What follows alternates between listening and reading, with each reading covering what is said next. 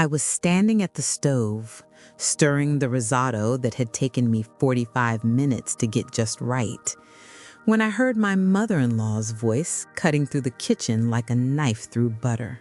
She was on the phone telling someone how her son had married so well, how he finally had a proper home, how everything was exactly as it should be. Then she gave that tinkling fake laugh she reserves for impressing people and let slip the words that made my hand freeze on the wooden spoon. That having me as a daughter-in-law was so convenient, like having a maid, but free. I didn't turn around, just kept stirring, watching the rice move in slow circles, absorbing the broth I'd made from scratch that morning. My grandmother's recipe, the one I'd never share with that woman, no matter how many times she demanded it. Behind me, I could hear Stephen chuckling, not a surprised laugh, not an uncomfortable laugh, the kind of laugh that tells you he'd heard this joke before and found it amusing. They were in the dining room. I could see them through the serving hatch. Barbara sitting at the head of my dining table like a queen on a throne, wearing that cream Chanel suit she'd bought with the money she borrowed from me 6 months ago, money she'd never mentioned paying back. Stephen was next to her, tie loosened, scrolling through his phone, that smirk playing on his lips. The risotto was done. I turned off the heat and just stood there for a moment, looking at the Le Creuset pot that cost me $800, the Viking range I'd saved for 3 years to buy, the marble countertops I'd chosen, paid for, installed myself while Stephen was on his boys' trip to Vegas. My kitchen, in my house, cooking for people who thought I was the help. At 42, I'd built everything from scratch. Every appliance, every piece of furniture, every square foot of this place. And somehow, I'd let myself become invisible in my own home. I plated the food, 3 portions. Mine was smaller because Barbara always had something to say about my weight, suggesting I really didn't need that extra helping, did I? I arranged everything beautifully. The risotto, the seared scallops I'd bought from the Italian market, the microgreens I'd picked up from the farmer's stand, made it look like something from a magazine. Carried it to the dining room on the serving tray, the one that had been my mother's. Sterling silver, worth more than Barbara's car. Barbara barely looked up when I set the plate in front of her, just waved her hand dismissively and continued her phone conversation, now going on about how hard it was to find good help these days, how her cleaning lady had the audacity to ask for a raise. Stephen took his plate without a word, didn't say thank you, didn't acknowledge the hour and a half I'd spent preparing his favorite meal, just picked up his fork and started eating while typing with his other hand. I sat down with my small portion, started to eat. The risotto was perfect, creamy, al dente, the Parmesan melting just right, wasted on them. Barbara finally hung up and took her first bite, chewed thoughtfully, then looked at me with those cold blue eyes that had never once shown me warmth. She came at me with that complaint about the Parmesan again, going on about how she could taste that I'd gone cheap. This was the real Parmesan. Parmigiano Reggiano, aged 24 months, $48 a pound. I'd grated it by hand 20 minutes ago. I told her calmly it was the authentic Italian one. She made a face, like she didn't believe me, and started in on how back in her day, daughters-in-law knew how to properly provision a household, how her mother-in-law had taught her everything, how it was such a shame modern women didn't understand the importance of domestic excellence. Stephen laughed again, louder this time, came in with how his mom was right, how I could learn a thing or two from her generation about running a home. I put my fork down, looked at him, really looked at him, at the man I'd married 7 years ago, the man who'd promised me partnership, the man who'd cried when I paid off his student loans as a wedding gift, the man who'd held my hand when we signed the papers for this house and whispered that he'd spend his whole life making me happy. That man was gone. Or maybe he'd never existed. Berber continued, now on a roll, telling Stephen all about her friend Margaret, whose son had married a doctor, a real doctor, not whatever it was that I did, and how Margaret's daughter-in-law had bought them a vacation home in the Hamptons. Stephen nodded along, letting it slip that it must be nice to have a wife who contributed financially, not just domestically. The words hung in the air like smoke. Not just domestically. I almost laughed. Would have if it wasn't so pathetically tragic. Then Barbara turned to me with that fake sweet smile and started suggesting that maybe I should look into getting a real job, something that brought in actual money, because surely Stephen was tired of carrying the entire financial burden of the household. She put it so kindly, like she was doing me a favor, like she was a concerned mother figure, just trying to help their poor little wife understand her place. Stephen didn't correct her, didn't defend me, just kept eating my $48 per pound risotto and nodding. I stood up, picked up my plate, walked back to the kitchen, put the plate in the sink with more force than necessary. The china rang out, a sharp, clear note. From the dining room, Barbara called out, wondering if I was feeling all right, if I was having one of my moods again, because Stephen had mentioned I could be quite emotional. Quite emotional. I opened my purse, the Celine bag I'd bought myself for my last birthday, the one Stephen had forgotten. Inside was my phone, and inside my phone was a contact I'd been adding information to for the past 6 months. Every receipt, every bank statement, every document that proved what I already knew but had been too exhausted to confront. My hands weren't shaking. They were steady, calm, like I'd already made this decision a long time ago, and my body was just now catching up. I pulled out something else from my purse. A folder, navy blue, leather-bound, expensive, the kind you use for important documents. Inside were papers I'd picked up 3 days ago, papers I'd been reading every night after Stephen fell asleep, papers I'd finally signed that morning. I walked back to the dining room.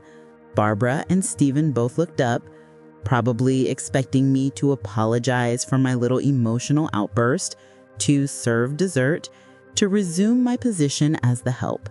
I placed the folder on the table, right between them, let it sit there for a moment while they both stared at it with confused expressions.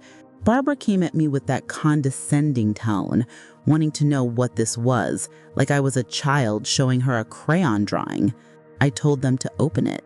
Stephen reached for it first, flipped it open. I watched his face, watched the color drain from it like someone had pulled a plug. His eyes went wide, his mouth opened, closed, opened again. No sound came out. Barbara leaned over, impatient, demanding to know what it was. She grabbed the papers from his hands, started reading. Her perfectly painted lips moved slightly as she processed the words. The deed to the house, in my name, only my name, purchased 3 years before I even met Stephen. The title to Stephen's car, in my name, gift from me on our 2nd anniversary. The credit card statements showing that every single purchase made in the last 7 years, from groceries to her Chanel suit, came from my account. Bank statement showing my salary, the salary from my job that apparently didn't count as real work, Senior Vice President of Operations at Rothschild, $340,000 a year, not counting bonuses. Stephen's salary from his job as a mid-level marketing manager, $68,000 a year. The loan document showing that I'd paid off his $85,000 in student debt. The mortgage papers showing that I'd paid the down payment, all closing costs, and every single monthly payment on this house. Barbara's hand started trembling. The papers fluttered. She looked up at me with something new in her eyes, something that looked almost like fear. She stammered out something about what this meant, what kind of joke this was. I told her it wasn't a joke. that every single thing she was sitting on, eating off of, wearing, and enjoying existed because I paid for it. That her son hadn't carried any financial burden, that I had been carrying him for 7 years. Stephen finally found his voice, started going on about how this wasn't fair, how I was his wife, how married people shared everything, how he'd worked hard too. I let him talk, watched him scramble for justification. When he finally ran out of steam, I spoke. I told him that yes, married people did share everything. They also shared respect, shared appreciation, shared basic human decency. And then I've been giving all of that while receiving none of it in return. Barbara tried to recover, drew herself up in her chair, and came at me with how financial contribution didn't matter, how a wife's role was in the home, how I was being hysterical and ungrateful. That's when I smiled, not a fake smile, a real one, because she'd just given me exactly what I'd expected. I told her she was right. My role had been in the home, taking care of everything, which is why I'd scheduled the moving company to come tomorrow morning to remove all of my belongings, my furniture, my kitchen equipment, my electronics, my art, everything I'd bought and paid for. The house would remain mine, but it would be empty, completely empty. Just 4 walls and whatever they could afford to fill it with on Stephen's $68,000 salary. Oh, and I'd also called the credit card company that morning. All of Stephen's cards, which were actually authorized user cards on my accounts, had been canceled, effective immediately. Stephen's face went from white to red, started yelling about how I could do this, how I could be so cruel, how we could work this out. I picked up my phone, let him see the screen. The contact pulled up. James Morrison, divorce attorney. Told them both that I'd already worked it out. Papers would be served next week. The house was mine, purchased before marriage, with my money. The car was mine, title in my name. The debt payoff was a gift, not a loan, so he'd get to keep that. How generous of me. Barbara stood up so fast her chair fell backward. Started screaming about how I couldn't do this, about how she'd raised her son better than to marry someone like me, about how I was vindictive and cold. I just stood there, calm, collected, watching her melt down in my dining room while wearing the suit I'd paid for. When she finally stopped for breath, I told her one more thing. That loan she'd asked for 6 months ago, the $12,000 for her emergency medical expenses that turned out to be cosmetic surgery, I had the signed promissory note. My lawyer would be in touch about the repayment plan. She went silent, completely silent. For the first time in 7 years, Barbara had nothing to say. Stephen was gripping the edge of the table, knuckles white. He tried one more time, his voice cracking, wanting to know if I really meant all of this, if there was any way to fix things. I looked at him, at the man I'd loved, the man I'd supported, the man I'd built a life for, the man who'd sat there and laughed while his mother called me the maid. I told him there was nothing to fix, that he'd broken it all on his own, that I'd given him everything and he'd valued none of it, that I'd cooked him $48 per pound risotto and he couldn't even say thank you. Then I walked out of the dining room, went upstairs to the guest bedroom where I'd already moved my essentials, locked the door, and called my lawyer to confirm everything was in motion. From downstairs, I could hear Barbara shrieking, Stephen pleading, the sound of chairs scraping, dishes breaking, chaos erupting in the home I'd built. And me, I lay down on the bed, pulled out my tablet, and started browsing apartments in the city, luxury high-rises, the kind with a doorman and a gym, and absolutely no space for ungrateful husbands or their horrible mothers. The next morning, the moving company arrived at 8 a.m. sharp. I'd hired the best, the kind that wraps everything in protective blankets and labels every box with precision. They worked like a surgical team. Stephen tried to block them, stood in front of the movers, and demanded to see paperwork. The head of the crew, a no-nonsense woman named Rosa, simply showed him the contract with my signature and let him know that he could call the police to confirm that I had every legal right to remove my property. He didn't call, just stood there in his wrinkled pajamas, watching as they dismantled the life I'd created. The couch I'd picked out, the television I'd bought, the coffee maker, the dishes, the artwork, the rugs, the lamps, everything. Barbara arrived around 9, let herself in with the key Stephen had given her without asking me. She walked through the house in horror, watching the movers work, and kept going on to Stephen about how he was going to stop this. He couldn't, because everything had my name on it. Every receipt, every warranty, every proof of purchase. By noon, the house was empty, completely empty.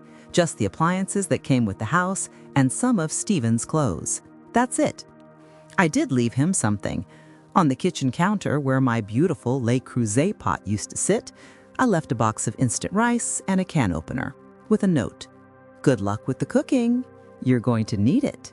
Barbara saw it when she went to the kitchen, probably to make tea or something. I heard her scream from the driveway where I was supervising the last of the loading. She came running out, face purple with rage, waving the note at me and yelling about how I was a monster, how could I do this to her baby boy, how I'd ruined everything. I looked at her calmly and reminded her that she'd called me the maid.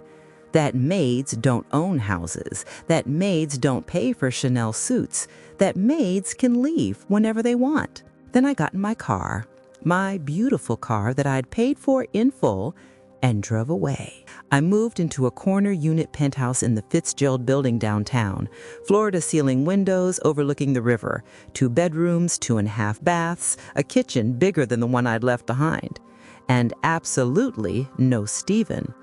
Absolutely no Barbara. The divorce was finalized 4 months later.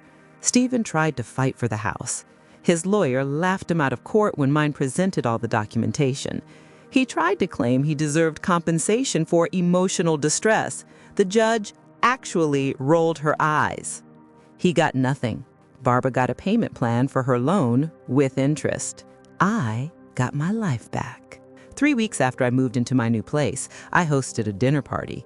My real friends, the ones who'd been telling me for years that Stephen was dead weight, that Barbara was toxic, the ones I'd been too tired to listen to. I made risotto with the good Parmesan, $48 a pound, and everyone said thank you. Everyone appreciated it. Everyone treated me like a person, not a servant. One of my friends wanted to know how it felt to finally be free. I told her it felt like being able to breathe again after holding your breath underwater for 7 years. She raised her glass and came out with how sometimes the best revenge isn't fire and fury.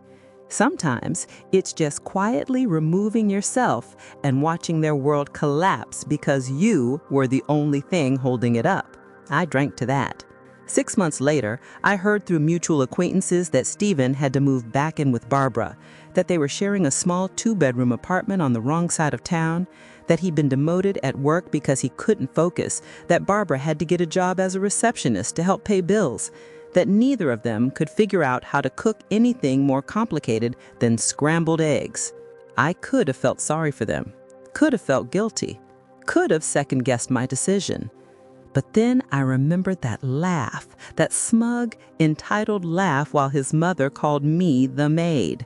I remembered every dismissive gesture, every ignored thank you, every moment I'd been made to feel small in my own home. And I felt nothing but relief because I'd learned something important. You can give someone everything, and they still won't value it if they don't value you. You can sacrifice everything, and they still won't appreciate it if they think they're entitled to it. The best thing I ever did was stop being their maid, stop being their ATM, stop being their invisible support system. The best thing I ever did was take back everything that was mine. And now I eat my risotto in peace with good Parmesan in my beautiful penthouse. surrounded by people who actually deserve a seat at my table. Barbara calls sometimes, leaves voicemails wanting to talk, suggesting maybe we got off on the wrong foot, wondering if perhaps I'd consider helping Steven get back on his feet. I delete them without listening to the whole thing. Steven tried to show up at my office once. Security wouldn't let him pass the lobby. He sent flowers with a card begging for another chance. I sent them to a nursing home. Let people who deserved beauty enjoy them. My mother called me last week, told me she was proud of me, that she'd been worried for years watching me shrink myself to fit into that marriage, that seeing me now, thriving, successful, happy, was the best gift I could have given her. I told her I wish I'd done it sooner. She came back with how I did it exactly when I was ready. That's all that matters. I look at my life now and barely recognize it, not because it's so different, but because I finally feel like myself again, like the woman I was before I met Steven, before I started believing that my worth was measured by how much I could give and how little I could ask for in return. I take myself out to dinner now, to nice restaurants, order expensive wine, leave generous tips, enjoy every bite without someone commenting on my portions. I travel. Took myself to Italy last month, ate real risotto in Milan, bought myself an Hermes scarf, stood in front of the Duomo and cried because I'd forgotten what it felt like to do something just for me. I'm dating someone new now, someone who insisted on paying for our first date, someone who says thank you when I cook, someone who introduces me as a successful executive, not just his girlfriend, someone whose mother sent me flowers on my birthday with a note about how happy she was her son found someone so accomplished. It's almost jarring, being treated well, being valued, being seen, but I'm getting used to it. And every time I make risotto now, I use the expensive Parmesan every single time because I deserve it. Because I'm not the maid. I never was. I was always the one who owned everything. It just took me 7 years to remember it. Have you ever been treated like a servant in your own home? Share your story below. And don't forget to subscribe for more stories of powerful women getting the respect they deserve.